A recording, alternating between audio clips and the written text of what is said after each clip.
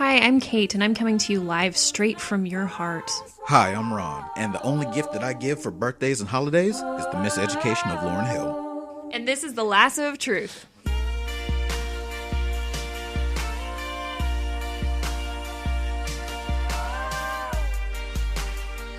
Hi, everyone. Thank you for returning and listening again to the Lasso of Truth.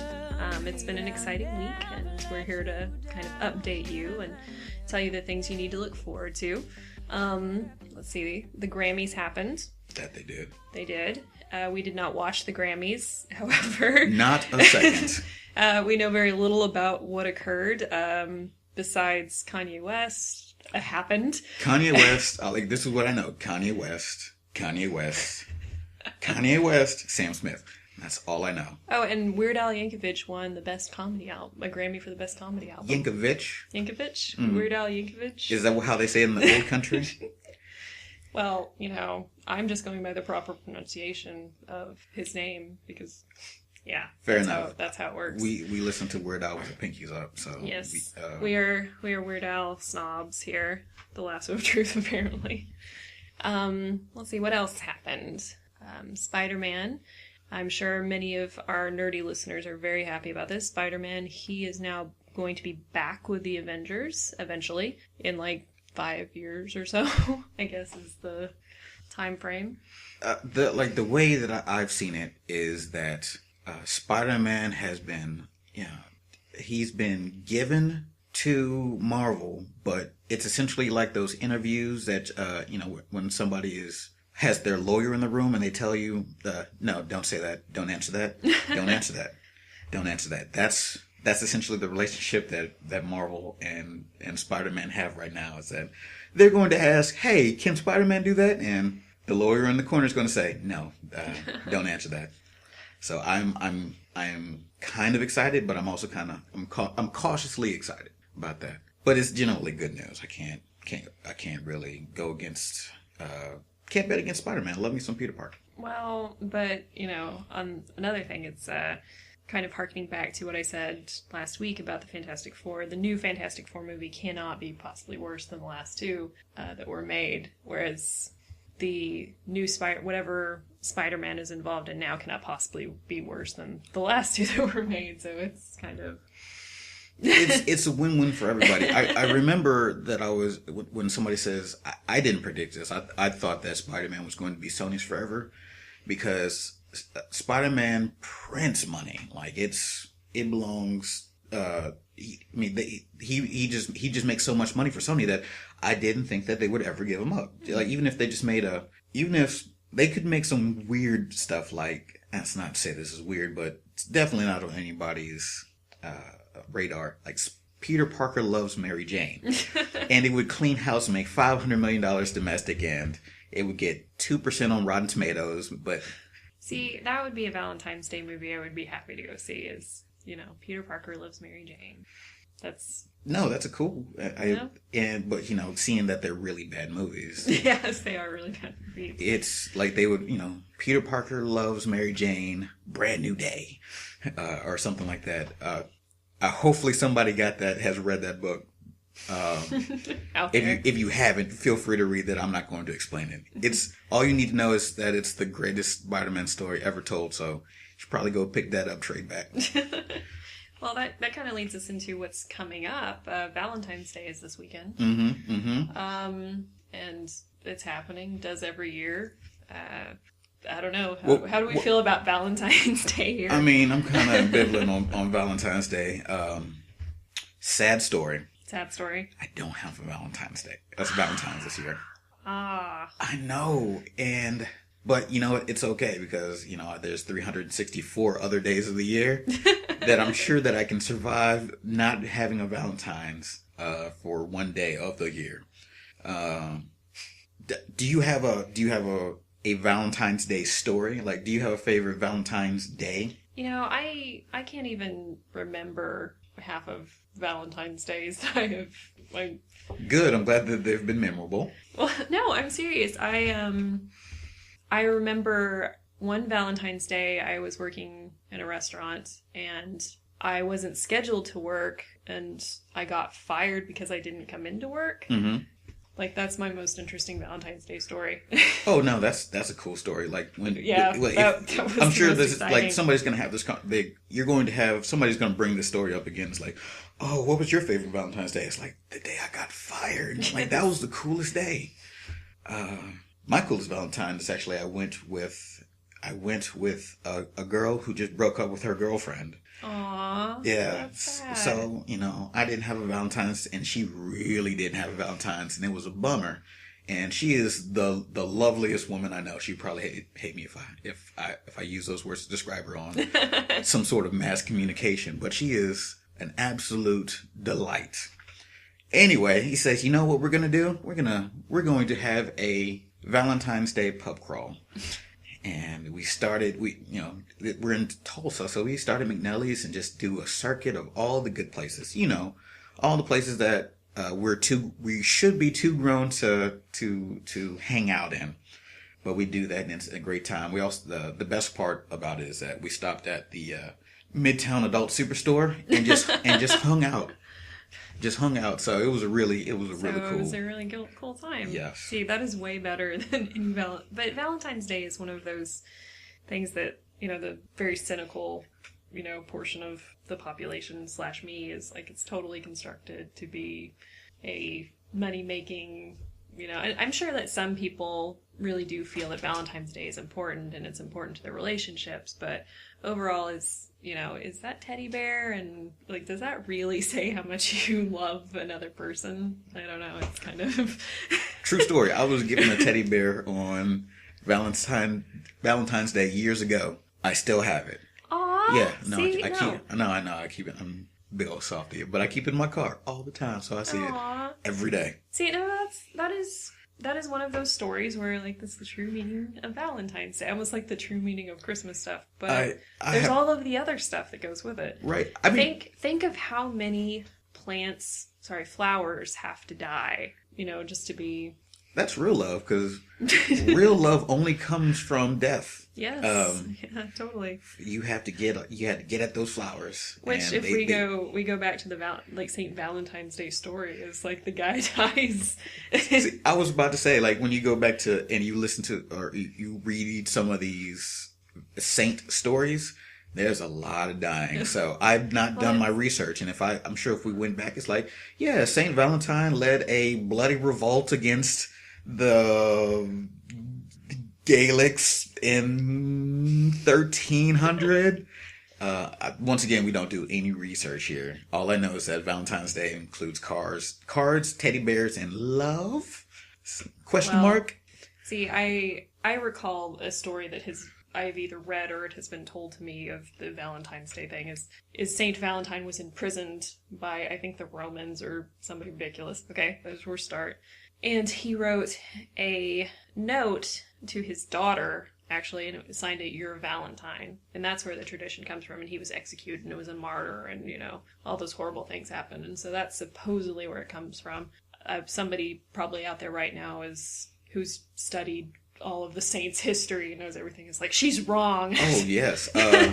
If you would like to send us a correction, feel free. We will definitely, we accept all emails. Good luck on having us read them. But yeah, no, that pretty much what I was joking before about it being a really bloody holiday. No, yeah. I get it, my bloody Valentine. Up top. That's a horrible movie, by the way. Have you seen that? I've never seen it. Okay, they made one during the 70s as part of the crazy, like, horror sexploitation period. Yeah, the best period. The best period. But they remade it relatively recently, within, like, the past 5 years or so, with one of the main characters from Supernatural, like, trying to kind of exploit on his popularity. Which, if anybody hasn't watched Supernatural, then you have no idea what I'm talking about. But... yeah. The only place where I see that they mention Supernatural is Tumblr, and that's it. Nowhere else on the internet. Nowhere else on the internet. There's not even any commercials on television for Supernatural. That's how little people watch Supernatural. I couldn't tell by all the people that are super fans of it, but it's not my cup of tea. I am a I watch TV and twirl my mustache and Twirl I'm your mustache super like hyper. you're Yeah. a silent film villain. You twirl your mustache. Yeah, no, I watch TV with a monocle. Yeah, and a top hat. No, that's pretentious. Oh. Also, I'm inside. No gentleman wears their hat inside. Come on, Kate. Oh, well, see, having never been a gentleman, I'm not up on those rules, I'm afraid. Everybody should know the rules. Like, did you know that everywhere I go, I keep a pack of cigarettes with me? Do you? I don't smoke. Do you have a handkerchief as well? I do. I do. My mother raised me well. Yeah. But yeah, My Bloody Valentine is an awful, awful movie. It has minors. Like that's the like with a pickaxe. Okay, good. Yeah, I didn't want to be like, oh, so preteens, cool. Yeah, no. I don't know if I want to watch minors. this now. No, there are no minors. minors. You can't use my computer anymore. Okay. No, that's awkward. Speaking of really bad Valentine's Day movies, 50 Shades of Grey is coming out. I wish everyone could see the look on Ron's face right now. No, because I mean, I've skimmed through 50 Shades of Grey. Really? Yeah. And whenever I see bad properties, I really like. It's usually the premise is good. Like people wouldn't read this book if they didn't think, at the very least, the premise interested them. I think everybody agrees that the writing is pretty shit. Like it's not a very well written book. Well, should we give like the brief history of 50 Shades of Grey for those who don't know? Have at it. So the history of 50 Shades of Grey is thus, and it was written as Twilight, as in the Stephenie Meyer series, Twilight fan fiction. For those of you who don't know what fan fiction is, it's pretty self-explanatory. Exclamatory? Yeah, it's fiction by fans. It's fiction by fans. Yeah, it was extremely, extremely popular on the internet, and the publisher contacted, what is her name? The writer of 50 Shades of Grey? E.L. James. E.L. James. I might have gotten that wrong. I might be thinking I don't think it's that important. It's James something. It starts from the E. Anyway, that chick who was writing on the internet, whose screen name was probably like Edward Loves Bella, like 6969 and XX. XX. Uppercase X, lowercase x. Yes. They contacted her and said, if you change the premise up a little bit, we will publish it. And so that's what happened, is she just changed the premise. And I have never personally read it, but from what I understand, you can really tell which characters are which, and it's really not even well done as far as. No, it's really bad. Like if I was an English teacher, the book would just be bleeding with red pen. Like it's a really, really bad, poorly written book. But that just goes to show you that how much the premise is, how interesting the book could be, because people kept going through. Also, that sexy scenes. People really like the touchy feely parts. But I mean, in my mind, whenever I see stuff like this, you know, I operate on levels like, you know, if you got Catherine Bigelow and Anne Hathaway, no, that's too much. Anne Hathaway. I was gonna go Anne Hathaway. I love Anne Hathaway. I want everybody to know that. Anne, call me. But no, like you get yourself a very capable, like, you know, say a Jennifer Lawrence, and then you pair her up with what's that boy named who was in Drive? Oh, Ryan. No, I'm thinking. No, Ryan. it's Ryan. All I can think of is Seacrest. Is it Ryan Seacrest? No, it is not Ryan Seacrest. It's definitely not Ryan Seacrest. Is it Ryan Gosling? Ryan Gosling. Oh, yeah. the Hey Girl meme guy. Hey. It's like, hey girl, I see you're studying there. Right. You know. So you have the director who did The Hurt Locker. You have a female lead who's really good, and then you have a male lead who is really good and could sell the part. And it's like, this movie theoretically, when you give it to people that can write, this can go places, right? Mm-hmm. First, like I've told this to a whole lot of people that I think that 50 Shades of Grey could be a good movie. I really do think not this 50 Shades of Grey. I mean, the book could have been a great movie. This movie is going to be terrible. It's going to be bad. Not even like so bad it's good bad. You're going to be in there and it's going, oh man. They don't look like they're having fun at all. Well, have you seen any of the kind of like press tour things about the two actors? They are the most awkward human beings with each other in the world. No, because they don't like each other. That's so great. Like they are equally sabotaging each other, sabotaging the film. So it's, they're going to press conference, like, so I bet it was really good to, get hot and steamy with your coworker. And they're like, it was really, it was hot, and they were serving pastrami at camp. They were, it was catered, and it was like, so many people. Just being as unromantic as possible. Yeah. Now, it's the main actor, and I do not know his name because. Oh, and see, I just lost his name too. He's actually he's in a TV show with Gillian Anderson called The Fall, where he plays a serial rapist. So go ahead and watch that first before you watch this, and you will not be able to take this movie serious. I have not seen that. I've been meaning to watch it. It's actually fantastic. But the first time I saw him, he was on this horrible, and somebody's going to come out of the internet and kill me in like 2 seconds, this horrible show called Once Upon a Time. Now, don't get me wrong. I like that show. It's horrible. It has no idea what to do with itself, mostly because it's from the creators of Lost. Shout-outs to J.J. Abrams. Yes, J.J. Abrams. I saw him, and he was basically called the Hipster Sheriff. That's what his character was. He dressed like a hipster and was sheriff, and that was my first introduction to him. And the only thing that I've ever seen him in. So this trailer comes out, and my first reaction is, oh my god, it's the Hipster Sheriff from Once Upon a Time. Oh, no, when I first saw the trailer, it's like, Jamie Dornan, I've heard that name before. Like, I've seen it before. And then he comes on screen, it's like, oh no. My media emotional baggage is a really terrible place. This cat's name is Jamie Dornan. I couldn't think of it earlier, so we apologize for putting you through that ringer. But it is there's just, I don't know. I mean, I think he's a really good actor because if I recommend The Fall to everybody. It's not for everybody. If you like really difficult television where you're going to be squirming and crying, The Fall is for you. But that's where he came from. From how my experiences with him. So also he's Irish, and he's playing an American in this movie, and that happens a lot. Yeah, no, it happens a lot. I mean, there's the occasional person, like if you're Idris Elba, people are gonna be like, I didn't even know you were. Mm-hmm. Yeah, or you're Daniel Day-Lewis. But for everybody, not everybody else, but that second tier.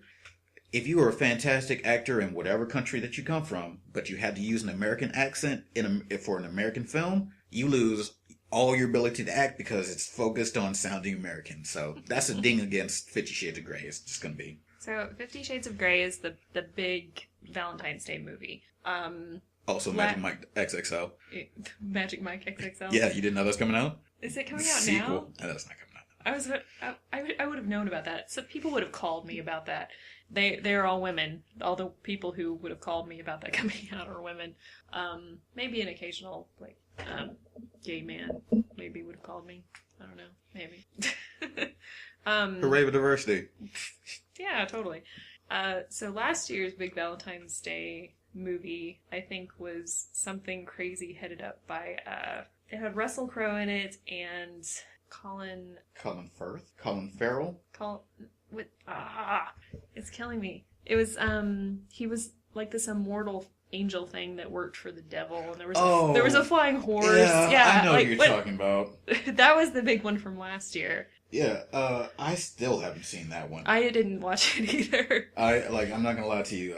It looked good from the previews, because I'm a sucker for Boardwalk Empire type things, and then they told me, it's like, oh yeah, Will Smith is the devil, and I was like, so I don't need to see this. Basically, that was my the movie's called Winter's Tale. Winter's Tale, that's it. But yeah, so that one didn't do very well at all either. And I was trying to think what was the movie, because there's always a Valentine's Day movie that comes out that everybody's supposed to quote unquote bring their girlfriends to, and which, to be perfectly honest, I've never had the desire to bring my girlfriend to a movie to a Valentine's Day movie. No, or boyfriend. There we go, or husband, as the case may be. No, bring them all. The more the merrier? The more the merrier. It solves all the problems? No. So says you? So says me. Well, first of all, there's 1 million people at the movie theater, like, for reasons not to go see a big Valentine's Day blockbuster movie. There's 1 billion people there, and the movie's usually not very good. No. I know people that are really big, like they like those really sappy, I hesitate to call them romance movies because they're just like this. They're dime store, not very good. Sometimes rom-com, sometimes, knock off 9.5 Weeks. They love them. But for the most part, anybody that is a serious, I say a serious film fan because there's very few serious film fans.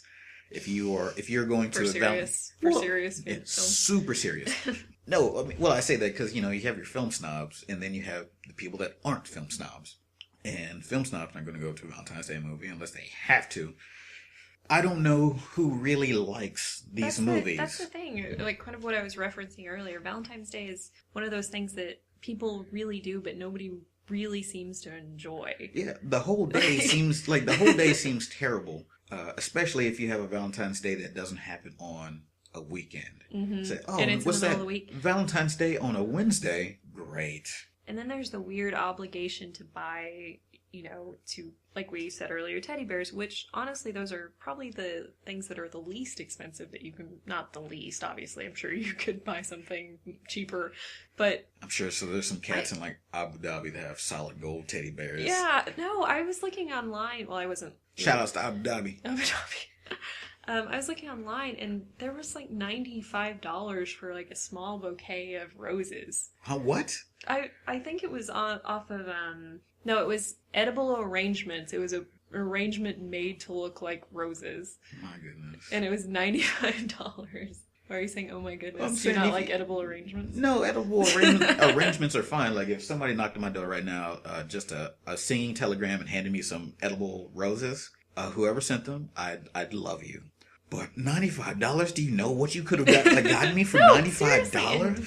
And they buy, you spend all this money on these stupid flower... Well, they're not stupid. They're obviously beautiful. But they're not going to last more than a week. 2 weeks at best. Mm-hmm. And you spent hundreds of dollars on candy that's going to get, eaten. Like, you could buy, the next iPhone probably by what some of the people spend on Valentine's Day. Yeah. I need you to go ahead and find me that $95 iPhone. No, I meant... Better have hearts on it too. For Valentine's Day. Yeah. Samsung put out a sparkly note, like a bedazzled, that's exactly what it was. I don't want to be for Valentine's Day. Oh, just for Valentine's Day? I want to slap the people that bought that. Said, everybody, if somebody gets you a Samsung, unless you were just without, you have made it. I'm going to assume that if you're listening to this, you're as old as we are. If you've made it damn near 30 years on this planet without a cell phone and then somebody gives you one, great, thank you. You should tell them thanks. But if you already have a cell phone and somebody said, baby, you mean the world to me, and this Valentine's Day I got you this bedazzled cell phone, this bedazzled Samsung. So you and me, we can Android together. Leave that person. Because that person doesn't love you. That's probably not the worst Valentine's Day gift. No, there are worse, but it's still in the area of bad. If there was, there was a meter that went from shocking from good to bad, it would be on the bad side. Mm-hmm. Definitely. I'm more excited about Friday the 13th coming up, to be perfectly honest. This is new Friday the 13th. This is new to me. No, not the movie. Oh. Sorry. I didn't mean to freak you out there. Disappointed. It's going to be Friday the 13th this week. Or a Friday the 13th, I should say. Because there are more than just one. Yeah, that's happening. Also, Black History Month is this month. Black History Month is this month. Yep, I think we are done for this. Week. And I thank everybody for listening to our show. We've made it another week. Yep, another week. Maybe we'll make it another week. And another. And another one. And just until the sun explodes and consumes the earth, we'll be making this. So, once again, one day this will be on iTunes and you'll be able to download it there. One day we'll have a Twitter that you can tweet at us. You can find us on Facebook. It's the Lasso Truth Podcast. I'm Ron. And I'm Kate. And we'll be doing this. Oh, one last question. Because of Black History Month and Valentine's Day, my question to you is, what famous black person would you give a Valentine's to? What famous black person? Yeah, historically. Yeah. Day? Oh, goodness. And what are you giving them? What am I giving them? I would pick Harriet Tubman. What would you give Harriet Tubman? I would give her a lifetime supply of journals because she liked to write.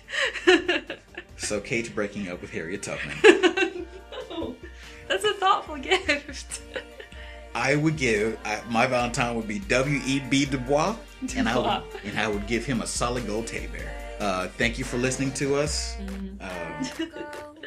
We love you. Have a happy Valentine's Day.